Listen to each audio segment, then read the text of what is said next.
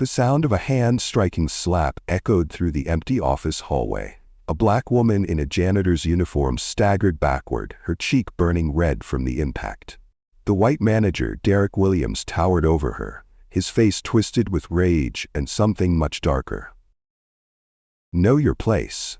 You need to learn respect. You are nobody here," he screamed, his voice dripping with venom that cut deeper than any physical blow. But he wasn't done. Supervisor Karen Stevens appeared with a bucket of dirty mop water. Without hesitation, she dumped the entire contents over the woman's head. "Maybe this will teach you some manners," Karen sneered, watching the woman stand there, humiliated and dripping wet. But Victoria Sterling, the black janitor, didn't flinch nor move because they had no idea who they were really dealing with. Suddenly, something incredible happened. The scene shifted. Chaos erupted for Derek and Karen when the janitor they humiliated and believed to be nobody finally revealed who she really was. But before we start this story, if you believe everybody should be treated with respect no matter their skin color, hit the subscribe button, type respect, and tell us where you're watching from in the comments. Victoria Sterling, a 35-year-old black American businesswoman, was known as one of the richest women in America. By age 25, she had built her first tech startup from her cramped studio apartment, working 18-hour days and eating ramen noodles for dinner. When investors refused to take meetings with her, she bootstrapped her way to success. When competitors tried to steal her ideas, she outworked them. When the media questioned whether a young black woman could really be behind such innovation, she let her bank account do the talking. One startup became two. Two became three. By 35, Victoria Sterling was worth over $200 million and had earned a reputation as the woman who could turn any failing company into a gold mine. She didn't just break glass ceilings, she shattered them completely. But with great success came great responsibility. Victoria never forgot where she came from, and she never forgot how people treated her when they thought she had no power. Victoria Sterling had just acquired Sterling Solutions, a commercial cleaning company with operations across 15 major office buildings. Her lawyer, David Patterson, slid the documents across the polished surface. "Congratulations, Victoria. You now own one of the city's largest cleaning service companies. 15 office buildings, over 300 employees, and annual revenues of $50 million. But Victoria's CFO, Amanda Walsh, had concerns written all over her face. "Victoria, I need to be honest with you. We've been getting reports about employee morale issues at several locations. High turnover rates, complaints about management, and some rather disturbing allegations about workplace treatment." "What kind of allegations?" Victoria asked, her voice steady but with an edge that made everyone in the room pay attention. Amanda shifted uncomfortably. "Discrimination complaints, hostile work environment issues, and several employees have quit without giving proper notice. The Pinnacle Tower location seems to be particularly problematic." Victoria leaned back in her chair, her mind already working. She had built her fortune on understanding people, on seeing what others missed. But there was only one way to truly understand what was happening in her new company. "I want to see what really happens before I announce myself as the new owner," she said, her decision crystal clear. "Schedule the introduction meeting for next Friday. That gives me 2 weeks to understand exactly what's going on." David looked puzzled. 2 weeks for what exactly? Victoria smiled, but it wasn't a warm smile. It was the smile of someone who had learned to fight fire with fire. 2 weeks to see how my employees are really being treated when they think no one important is watching. Victoria Sterling had gone undercover before, but never like this. In her penthouse apartment, she stared at her reflection in the mirror as she transformed herself from a millionaire CEO into Vanessa Johnson, a desperate job seeker who needed work badly enough to take any position available. Her private investigator, Marcus Thompson, had created a complete background. Vanessa Johnson, single mother, high school education, previous experience in retail and food service, recently unemployed and facing eviction. It was the kind of story that made her seem vulnerable, powerless, and exactly the type of person that abusive managers targeted. Victoria removed her $50,000 Rolex, her diamond earrings, and the designer clothes that had become her uniform of success. Instead, she put on worn jeans from a thrift store, a faded t-shirt, and shoes that had seen better days. She pulled her hair back into a simple ponytail and removed her expensive makeup, replacing it with the kind of drugstore cosmetics that fit her new identity. Looking in the mirror, Victoria saw someone completely different. Not the powerful businesswoman who commanded boardrooms and made million-dollar decisions, but someone who looked like she needed this job desperately. Someone who might not fight back if she was treated poorly. The transformation was complete, but the mind behind it remained sharp as ever. The next morning, Vanessa Johnson walked into the Pinnacle Tower, her fake resume in hand and her real identity hidden behind careful preparation. The building was impressive. 40 floors of gleaming glass and steel, marble lobbies, and the kind of corporate elegance that spoke of serious money. She made her way to the HR office where she met Lisa Martinez, the representative who conducted her interview. Lisa was professional but seemed rushed, constantly checking her phone and shuffling through paperwork. "So you're looking for custodial work," Lisa said, barely looking up from the application. "I have to be honest with you, Vanessa, we have a high turnover rate in that department. The management can be demanding." It was a warning, though Lisa probably didn't realize how clearly she was telegraphing the problems that Victoria had come to investigate. "I really need this job," Victoria said, letting a note of desperation creep into her voice. "I can handle demanding management. I just need steady work." Lisa studied her for a moment, and Victoria could see the woman's internal debate. Should she warn this applicant more clearly about what she was walking into? Or should she just fill the position and move on? Business won out. "You're hired. Start tomorrow at 6 a.m. Report to Karen Stevens, she's the supervisor. She'll show you the ropes." As Victoria left the building, she felt a mixture of anticipation and dread. She was about to enter a world where she would be judged not by her accomplishments or her intelligence, but by the assumptions people made about a black woman in a janitor's uniform. She had no idea just how dark those assumptions were about to become. If you are already hooked by this incredible story of justice, make sure to subscribe and hit that notification bell. Because what happened next will blow your mind. At 6 a.m. sharp, Victoria Sterling walked through the employee entrance of Pinnacle Tower, dressed in her janitor's uniform and carrying the identity of Vanessa Johnson. She had no idea that her nightmare was about to begin before she even clocked in. Supervisor Karen Stevens was waiting for her, arms crossed and eyes already filled with suspicion. Karen was a middle-aged white woman with short blonde hair and the kind of permanent scowl that suggested she had never met a person of color she trusted. "Let me guess," Karen said, before Victoria even had a chance to introduce herself. "Another one looking for easy money." Her voice dripped with disdain as she looked Victoria up and down like she was examining something unpleasant she had stepped in. But Karen was nothing compared to what came next. Manager Derek Williams emerged from his office like a storm cloud. He was a tall, heavy-set man in his 50s with thinning gray hair and small, cruel eyes that seemed to calculate exactly how much pain he could inflict on someone before they broke. When he saw Victoria, his lips curled into something that wasn't quite a smile. "We run a tight ship here," Derek announced, his voice carrying the authority of someone who had never been challenged. "No special treatment for your kind. You work hard, you keep your mouth shut, and maybe you'll last longer than the others. Your kind." Two words that hit Victoria like a physical blow. In boardrooms, she commanded respect with a single glance. Here, she was being reduced to a racial stereotype before she had even started working.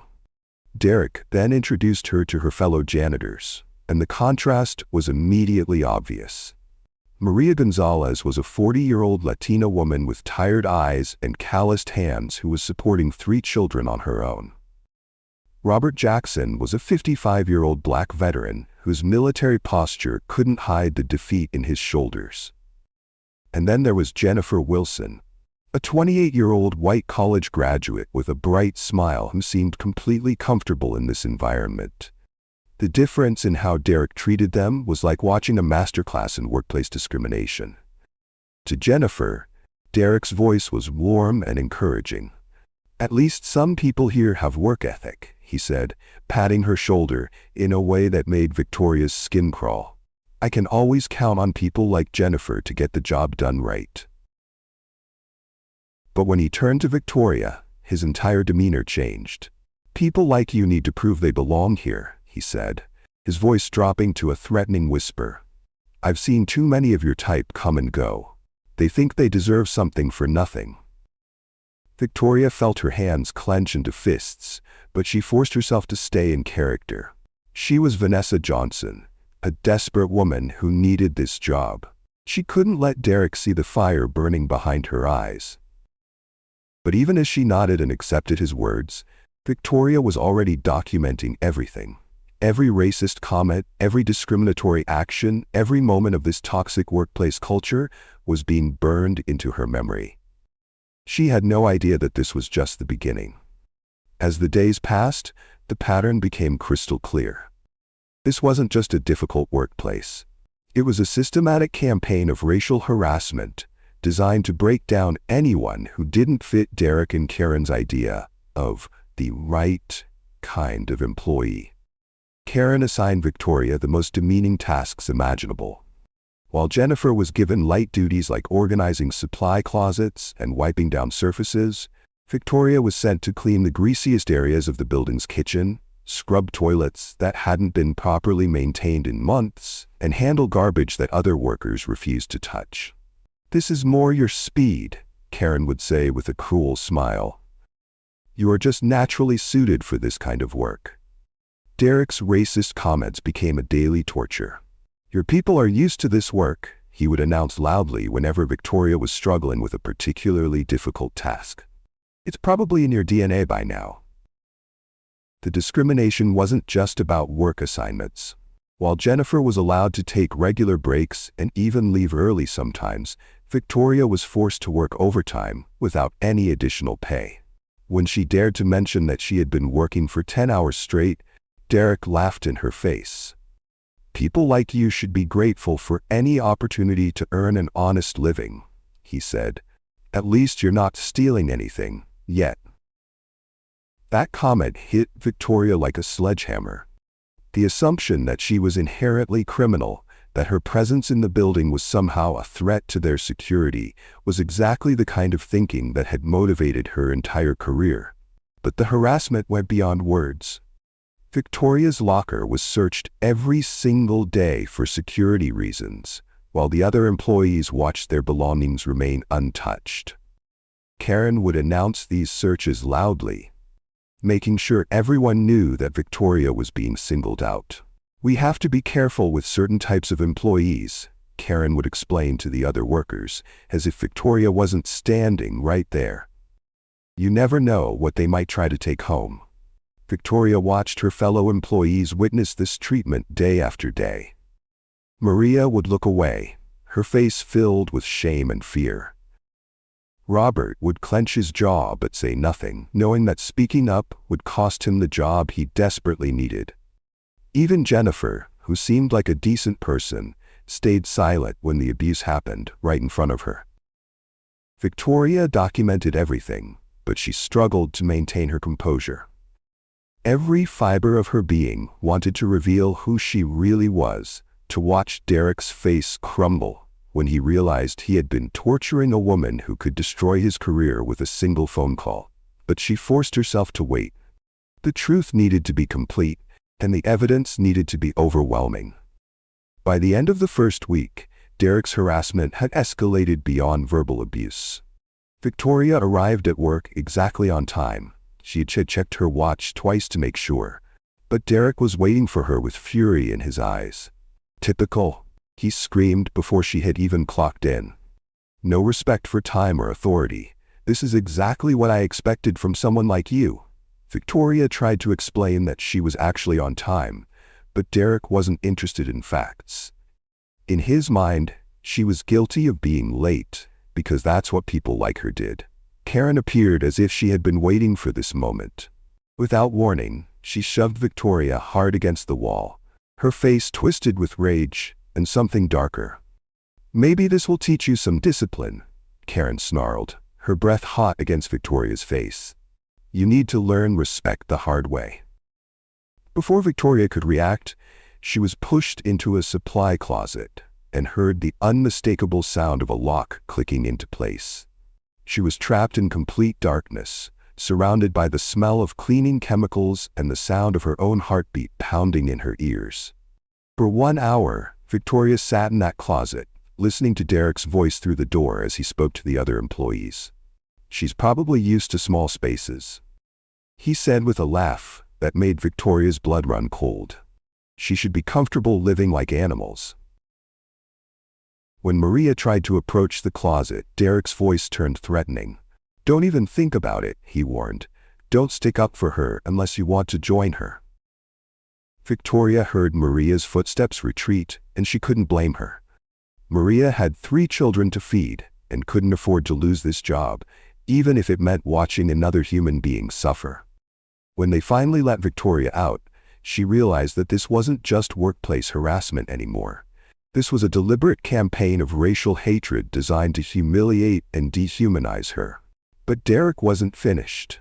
Later that day, he planted a small office supplies in Victoria's bag and then dramatically discovered them during one of his searches. "I knew it," he announced to everyone within earshot. "A thief, just like I suspected." Victoria stared at the planted evidence, knowing exactly what had happened but unable to prove it without blowing her cover. She was experiencing firsthand the kind of systemic racism that had motivated her entire life's work. Have you ever been discriminated against before? Share your experience in the comments and don't forget to like and subscribe as we continue this story. The second week brought a level of violence that Victoria had never imagined possible in a modern workplace. She was mopping the floor near Derek's office when she accidentally spilled a small amount of water. It was the kind of minor mistake that happened to everyone, but for Derek, it was the excuse he had been waiting for. "Clumsy," he exploded, storming out of his office like a man possessed. "Just like I expected from someone like you. Can't even mop the floor without making a mess." Victoria tried to apologize and clean up the spill, but Derek was beyond reason. His face was red with rage, and his eyes held the kind of hatred that went far beyond workplace frustration. "That's for being exactly what I thought you'd be," he screamed. And then it happened. Derek's hand came across Victoria's face with a sharp crack that echoed through the hallway. The slap was so hard that Victoria's head snapped to the side, and she tasted blood where her teeth cut into her lip. For a moment, Victoria Sterling, the woman who had built a $200 million empire, stood there in shock. No one had dared to lay a hand on her in decades. But Derek wasn't finished with his assault. Karen appeared with a bucket of dirty mop water, the same filthy water that had been used to clean bathrooms all morning. Without hesitation, she dumped the entire contents over Victoria's head. "Cool off." Karen sneered as the disgusting water soaked through Victoria's uniform and dripped onto the floor. "Maybe it'll wash away that attitude you always have." Victoria stood there dripping wet and humiliated as Derek continued his racist tirade. After taking enough of their threats, Victoria tried to speak against them, and that's when Derek did the unthinkable. "Someone should call the security," he announced to the other employees who had gathered to watch the spectacle. "She's probably dangerous. You never know what these people might do when they get angry." The threat was clear. Derek wasn't just content with physical assault. He was prepared to use the security men as another weapon in his campaign of racial harassment. Jennifer Wilson witnessed the entire incident, and Victoria could see the horror in her eyes. Later, when they were alone, Jennifer whispered an apology that broke Victoria's heart. "I'm so sorry," Jennifer said, tears in her eyes. "But if I speak up, They'll fire me too. I have student loans and I can't afford to lose this job. Robert Jackson, the black veteran who had been enduring his own harassment, pulled Victoria aside with pain written across his weathered face. "This is exactly what they did to me too," he said quietly. "Some things never change. The uniforms are different, but the hate is exactly the same." Standing there, soaked in dirty water and surrounded by the silence of people too afraid to speak up, Victoria realized that she had uncovered something far worse than workplace problems. She had discovered a culture of systematic racial violence that had been allowed to flourish because the victims had no power to fight back. But Derek and Karen had made one crucial mistake. They had no idea who they were really dealing with. In just a few days, their world was about to change forever. After 2 weeks of systematic abuse, Victoria thought she had seen the worst of Derek and Karen's racism. She was wrong. What she discovered next showed her that their hatred was fueled by something even more dangerous: desperation to hide their own crimes. Victoria was cleaning the supply room late one evening when she noticed something that made her blood run cold. Boxes of expensive cleaning equipment, computer supplies, and office materials were being loaded into Derek's personal car by Karen. These weren't old supplies being disposed of. These were brand new items worth thousands of dollars. Victoria quickly hid behind a stack of boxes and watched as Derek and Karen systematically stole company property. They had been running this operation for months, maybe years, selling stolen supplies and pocketing the profits. "That's another $2,000 worth of equipment," Karen whispered as she loaded laptop computers into Derek's trunk. "The new owner will never notice if we move fast." Derek laughed quietly. "By the time anyone figures out what's missing, we'll be long gone. These rich people never pay attention to the small stuff." Victoria realized she had stumbled onto a massive theft operation. Derek and Karen weren't just racist bullies, they were criminals who had been systematically robbing the company blind. But her hiding spot wasn't as secure as she thought. "What was that?" Karen suddenly asked, her head snapping toward the supply room. Derek's eyes narrowed as he spotted movement behind the boxes. "Someone's in there." When they discovered Victoria, the panic in their eyes was immediate and terrifying. "You didn't see anything," Derek said, his voice low and threatening. "You understand me? Nothing." But Victoria's expression must have given her away, because Karen's face went white with fear. "She's going to report us," Karen whispered. "We're finished." That's when Derek's voice took on the cold calculation that made Victoria's skin crawl. "We need to get rid of her," he said, his mind already working on their solution. "She's becoming a problem. Too uppity, thinks she has rights, and now she knows too much." Karen's response was even more chilling. "What do you suggest? We can't let her destroy everything we've built here." Derek's plan was so evil, so calculated, that Victoria had to grip the nearby shelf to steady herself. "Call the cops," he said matter-of-factly. "Say she threatened us. Make it sound really dangerous, like we're afraid for our safety." "Perfect," Karen replied with enthusiasm that made Victoria's stomach turn. "These people always have criminal records anyway. The police will believe us over her." Derek's laugh was the sound of pure malice. "She probably has warrants, drug charges, maybe theft. They'll haul her away and we'll never see her again. Problem solved." Victoria realized that Derek and Karen were just racist bullies. They were dangerous criminals willing to file false police reports to destroy someone's life. They were planning to use the criminal justice system as their personal weapon, knowing that the word of 2 white managers would be believed over a black janitor who had caught them stealing. Standing in that supply room, surrounded by evidence of their theft and the echo of their hateful planning, Victoria made a decision that would change everything. She pulled out her phone, the one device that connected Vanessa Johnson to Victoria Sterling, and made a call that Derek and Karen never saw coming. "Amanda," she said quietly to her assistant, "move the introduction meeting to tomorrow morning, 9 a.m. sharp. Make sure everyone is there." "Tomorrow?" Amanda sounded surprised. "But Victoria, That doesn't give us time to. Trust me, Victoria interrupted. After what I've discovered, waiting another day isn't an option. These people need to meet their new owner immediately. And Amanda? Call building security. I need them to secure the supply room tonight. We have thieves on the premises. As Victoria hung up, she realized that Derek and Karen's theft operation had actually sealed their fate.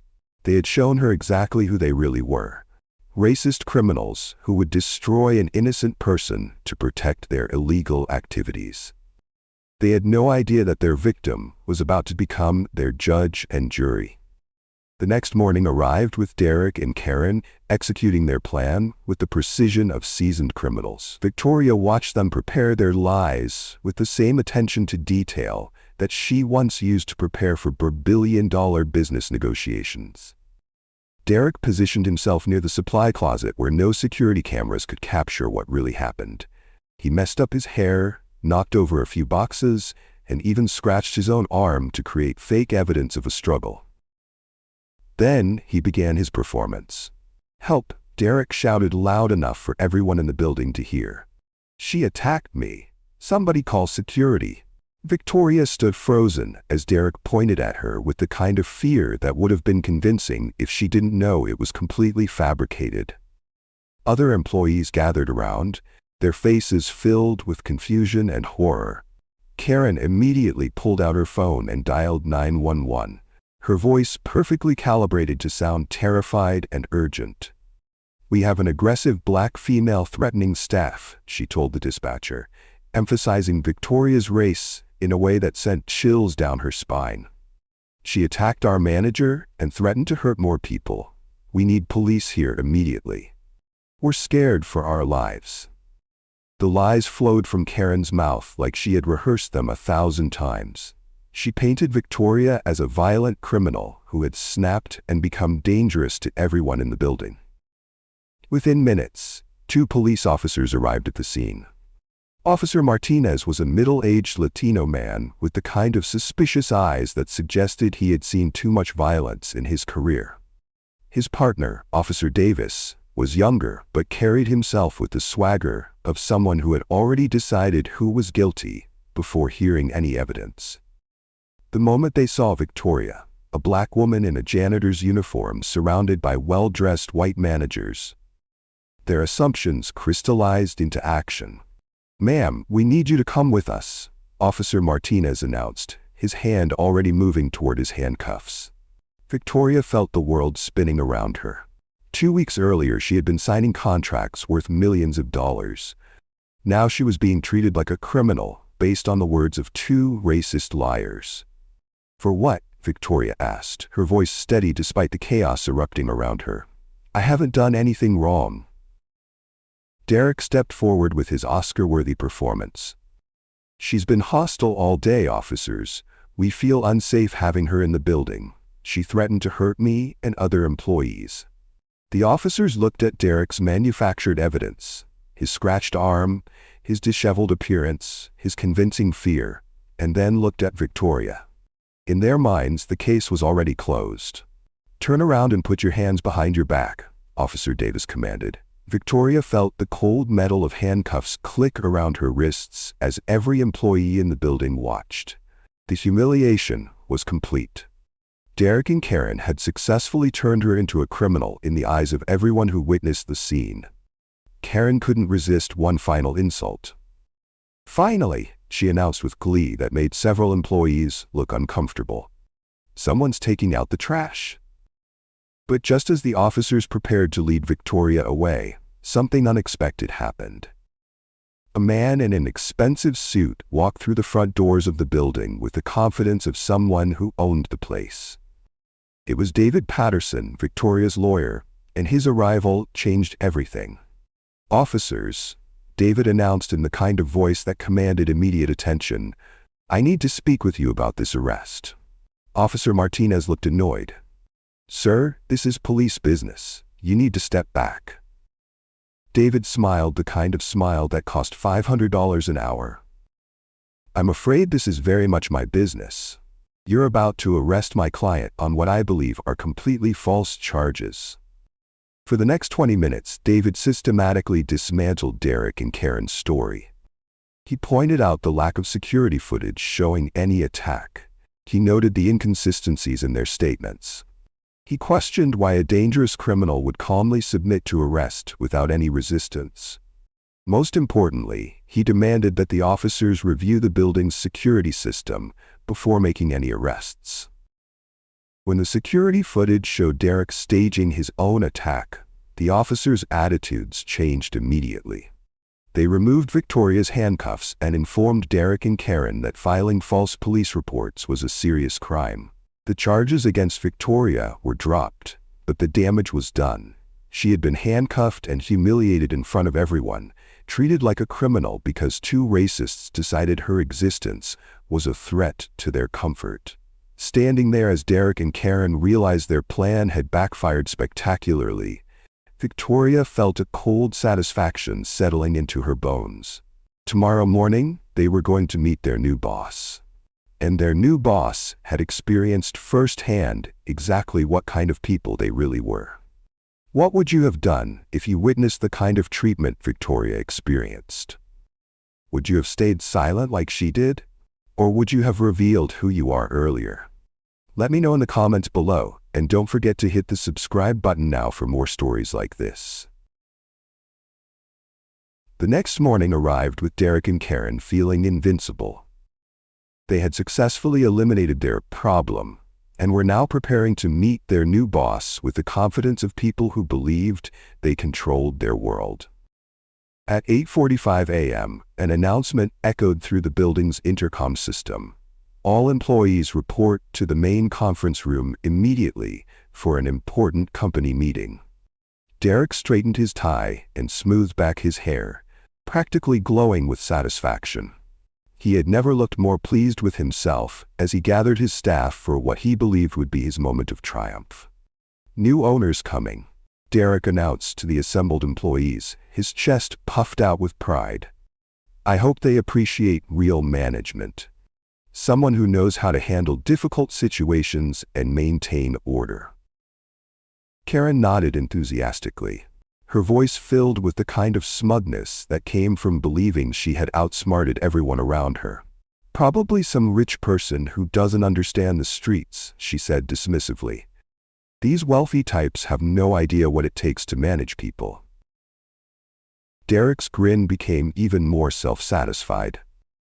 "At least yesterday we cleaned house," he said, his voice dropping to a conspiratorial whisper that several employees could still hear. "Got rid of the troublemaker. The new owner will thank us for maintaining a safe, productive workplace." The other employees shifted uncomfortably. Maria Gonzalez stared at the floor, unable to meet anyone's eyes. Robert Jackson's jaw was clenched so tight it looked painful. Even Jennifer Wilson seemed uneasy with Derek and Karen's obvious pleasure at Victoria's humiliation. But then something happened that made Derek's confident expression falter. "Ladies and gentlemen," she said in a clear, professional voice, "the new owner will see you now." The conference room doors opened wider, and every person in the room turned to see who would walk through them. Derek and Karen positioned themselves to make the best possible first impression on their new boss, ready to showcase their effective management style. But instead of a stranger walking into the room, they watched in growing horror as Victoria Sterling stepped through those doors. Gone was the janitor's uniform. Gone were the worn clothes and tired expression.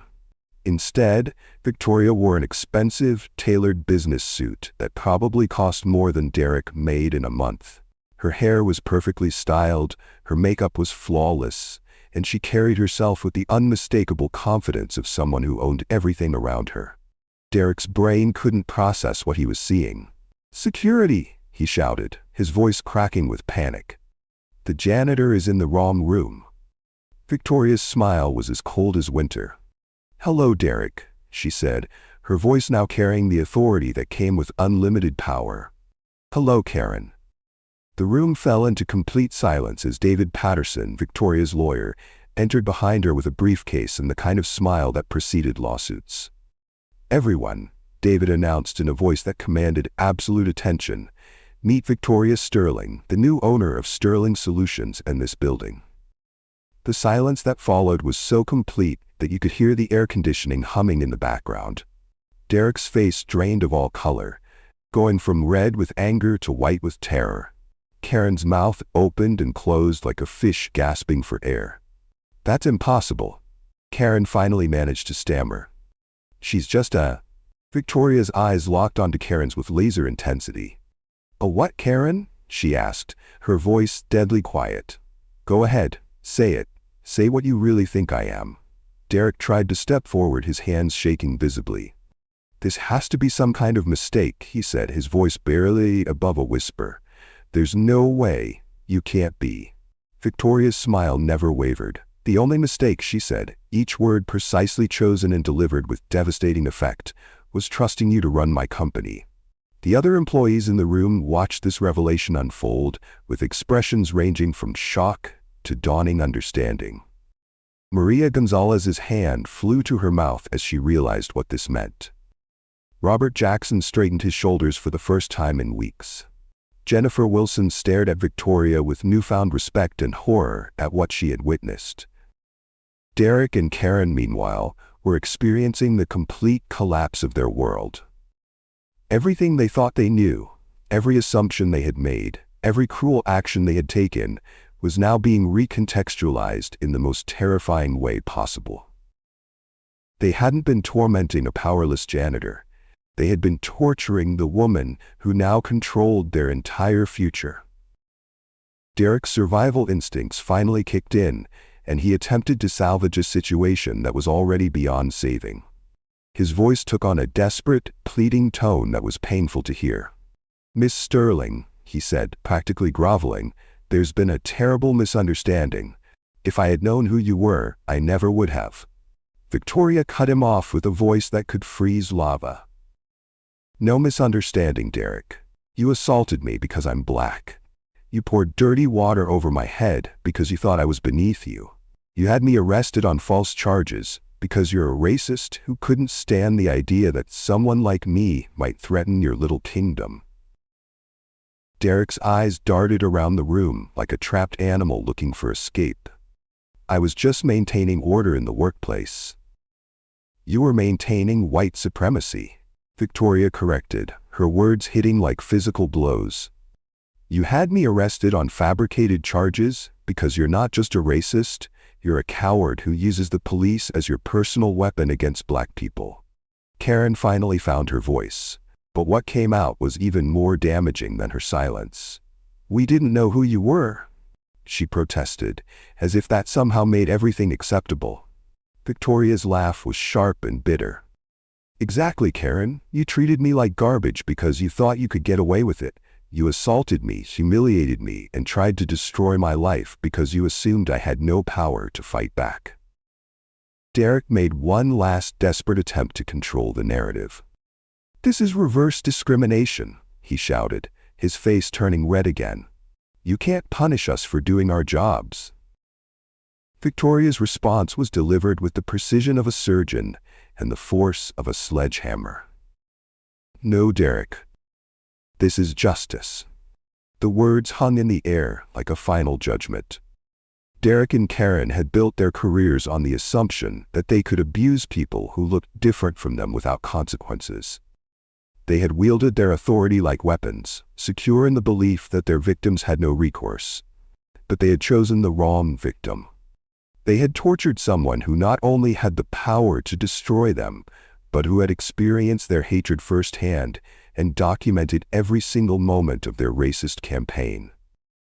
The reckoning they had been avoiding their entire careers was finally here, and it was wearing an expensive business suit. The moment Derek and Karen had been dreading their entire careers had finally arrived. Victoria Sterling stood at the head of the conference room, no longer the powerless janitor they had tormented, but a woman with the authority to change their lives forever. "Derek Williams, Karen Stevens," Victoria announced, her voice carrying the weight of absolute finality, "you are terminated immediately. Effective this moment, you no longer work for this company or any of its subsidiaries." Derek's face turned bright red as desperation took hold. "You can't do this," he shouted, his voice cracking with panic. "I'll sue for discrimination. This is illegal termination based on race." Victoria's response was delivered with the calm precision of someone who had built a legal empire. "Good luck explaining the video evidence to a jury, Derek. I have footage of you assaulting me, pouring dirty water over my head, and filing false police reports. I also have documentation of you stealing company property worth over $50,000. The number hit Derek like a physical blow. He had never imagined that someone was tracking the extent of their theft operation. "Security will escort you out," Victoria continued, "and you're being charged with assault, filing false police reports, and grand theft. The FBI has been notified about your theft ring, and they're very interested in your tax records." As if on cue, the conference room doors opened, and real police officers entered. Not the ones who had arrested Victoria on false charges, but detectives who specialized in workplace crimes and theft. Behind them walked FBI agents with briefcases full of evidence that would ensure Derek and Karen's criminal activities were prosecuted to the fullest extent of the law. Detective Johnson approached Derek and Karen with handcuffs ready. "Derek Williams and Karen Stevens, you're under arrest for filing false police reports, assault, theft of company property, and conspiracy to commit fraud." Derek's panic transformed into rage as the handcuffs clicked around his wrists. "This is all a setup," he screamed, his face twisted with the same hatred that had defined his treatment of Victoria. "She planned this whole thing. She's getting revenge." Victoria's smile was cold and satisfied. "I planned to see how you'd treat a black employee when you thought no one important was watching," she said, her words cutting through Derek's protestations like a knife. "You showed me exactly who you are. The setup was your own racism and criminality." Agent Rodriguez stepped forward with a folder full of evidence. "Mr. Williams, we have records of stolen property being sold through online marketplaces using your personal accounts. Miss Stevens, your bank records show deposits that don't match your salary. This investigation started long before Miss Sterling's undercover operation." Derek's face went white as he realized the scope of what they had uncovered. This wasn't just about his treatment of Victoria. This was about years of criminal activity that would likely send him to federal prison. Karen, who had spent weeks tormenting Victoria with cruel words and physical abuse, was now sobbing as the reality of her situation hit her. But even as she was led away in handcuffs, her hatred remained unchanged. "This isn't over," Karen screamed as the officers escorted her toward the door. "You think you've won, but people like you will never really belong here. You'll always be nothing but a—" Victoria held up her hand, stopping Karen mid-sentence. "Karen, I own this building. I own this company. I own 15 other buildings across the city. I am worth over $200 million. And you? You're going to federal prison." The contrast couldn't have been more stark. Karen, who had spent years believing she was superior to people who looked like Victoria, was being led away in handcuffs, while Victoria stood in a position of ultimate power and authority. Victoria watched them being led away with the satisfaction of someone who had seen true justice served. Derek and Karen had built their careers on the assumption that they could abuse people who looked different from them without consequences. They had wielded their authority like weapons against those they perceived as powerless. But they had chosen the wrong victim. And now they were facing the consequences of a lifetime of racist behavior. With Derek and Karen's toxic presence finally removed from the building, Victoria turned to address the employees who remained. These were the people who had witnessed the abuse, who had stayed silent out of fear, and who were now looking at her with a mixture of awe, guilt, and hope. "Let me be absolutely clear," Victoria announced, her voice carrying both authority and compassion. "Racism will not be tolerated in any form at this company. Not against black employees, not against Latino employees, not against anyone. Every person who works here deserves to be treated with dignity and respect." The transformation began immediately. Victoria looked directly at Maria Gonzalez, the woman who had tried to help her despite the risk to her own job. "Maria, you're promoted to supervisor, effective immediately," Victoria announced. "Your courage and compassion make you exactly the kind of leader this company needs. You'll also receive a salary of $75,000 per year, full benefits, and company stock options." Maria's eyes filled with tears as she realized that her days of struggling to support her 3 children on poverty wages were over. For the first time in years, she wouldn't have to choose between paying rent and buying groceries. "Robert Jackson," Victoria continued, turning to the veteran who had endured his own harassment in silence, "you're promoted to assistant manager. Your experience and integrity will help us build the kind of workplace where everyone can succeed. Your starting salary is $85,000, plus veteran benefits and a signing bonus to help you catch up on any financial struggles you've faced." Robert straightened his shoulders for the first time in months, the defeat in his eyes replaced by something that looked like hope and dignity restored. Victoria then announced changes that would revolutionize the entire workplace culture. "Everyone in this building is receiving a 40% pay raise, effective immediately. Full health benefits, including dental and vision.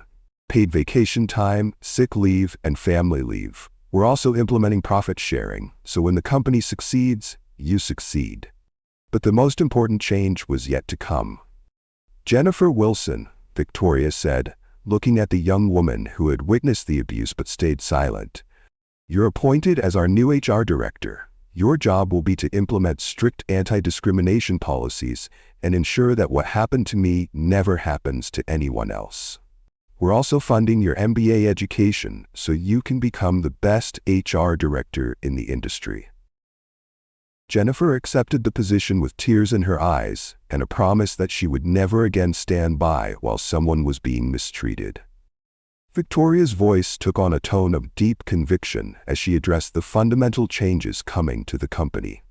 "Every person deserves dignity at work, regardless of race, gender, religion, or background. We're implementing mandatory diversity training, anonymous reporting systems, and zero-tolerance policies for discrimination of any kind." She continued, outlining the comprehensive transformation. "We're establishing a worker advocacy committee with real power to investigate complaints. We're bringing in external auditors to ensure fair treatment. And we're creating a whistleblower protection program so that no employee ever has to suffer in silence like you all did." Victoria also announced something that shocked everyone. "We're setting up a fund to help any employee who was mistreated under the previous management. If Derek or Karen ever made your life difficult, if they cost you opportunities or caused you financial hardship, we're going to make it right." The employees looked around at each other with expressions of disbelief and hope. This wasn't just a change in management. This was a complete transformation of their working lives. 6 months later, the transformation was nothing short of miraculous. The building that had once been a place of fear and hatred had become a model workplace that other companies studied and tried to replicate. Employee satisfaction scores were the highest in the company's history. Productivity had increased by 60%. Turnover had dropped to nearly zero. Most importantly, there had been zero discrimination complaints, and the anonymous feedback consistently praised the new culture of respect and opportunity. Victoria often worked alongside her employees, not as a disguise this time, but as a reminder that leadership meant serving others, not dominating them. She could be found helping with difficult tasks, listening to employee concerns, and making sure that the promise of dignity was kept every single day. The financial results spoke for themselves. The building's cleaning contracts had increased by 40% as word spread about the quality of work and the positive employee culture. Other building owners specifically requested Victoria's company because they knew the workers were treated well and took pride in their jobs. Derek and Karen, meanwhile, had been sentenced to 5 years in federal prison for their theft and fraud charges. The assault and false police report charges had added additional time to their sentences. Their mugshots had become viral symbols of workplace racism and its consequences. I went undercover to find the truth about my new company, Victoria reflected as she stood in the same hallway where Derek had slapped her and Karen had poured dirty water over her head. The truth was uglier than I had ever imagined. But sometimes you have to experience injustice firsthand to truly understand how to fight it. Victoria's story had been covered by national media, inspiring other business owners to examine their own workplace cultures. She had testified before Congress about workplace discrimination and had been invited to speak at universities across the country. But perhaps the most meaningful moment came when Maria Gonzalez approached her with tears in her eyes. "Miss Sterling," Maria said, "my daughter just got accepted to college. For the first time in her life, I can afford to send her. You didn't just change our jobs, you changed our entire futures." Looking around at the diverse group of employees who now worked together with mutual respect and dignity, Victoria knew that her mother would have been proud. She had not only built a business empire, but she had used her power to ensure that no one else would have to endure the kind of treatment that had shaped both their lives. The woman who had once been humiliated in a janitor's uniform had transformed that pain into a force for justice that would protect thousands of workers for generations to come. Sometimes the most powerful revenge was simply ensuring that the next person wouldn't have to suffer the same injustice. And sometimes, justice looked exactly like a black woman in an expensive suit, standing in a place where she was finally treated with the respect she had always deserved, while making sure that everyone around her received that same respect. The story of Victoria Sterling proved that when someone with power chooses to fight injustice, the ripple effects can change countless lives forever. If you enjoyed this story, like, subscribe, and share with others so they can learn too. See you in our next video.